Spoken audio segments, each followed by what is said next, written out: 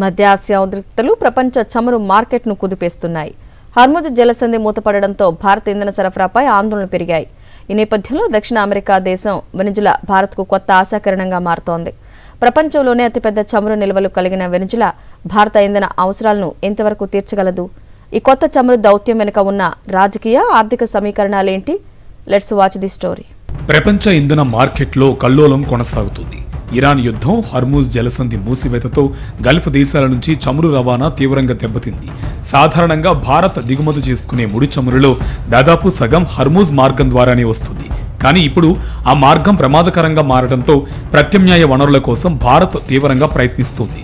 ఇదే సమయంలో వెనిజులా నుంచి భారత్కు వచ్చే చమురు సరఫరా ఒక్కసారిగా పెరిగింది. ఏప్రిల్తో పోలిస్తే మే నెలలో దాదాపు 50% ఎక్కువ చమురు భారత్కు చేరింది.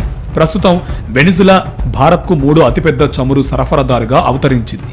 ప్రపంచంలో అత్యధికంగా సుమారు 303 బిలియన్ బ్యారెళ్ల నిర్ధారిత చమురు నిల్వలు వెనిజులా వద్ద ఉన్నాయి.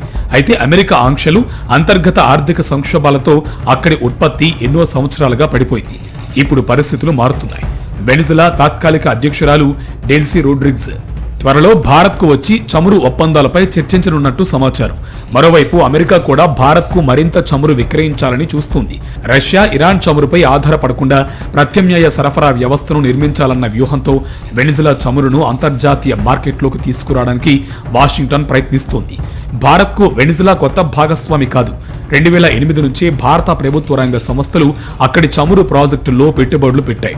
2012 నాటికి ఏషియాలో వెనిజులా చమురును అత్యధికంగా దిగుమతి చేసుకున్న దేశంగా భారత్ నిలిచింది.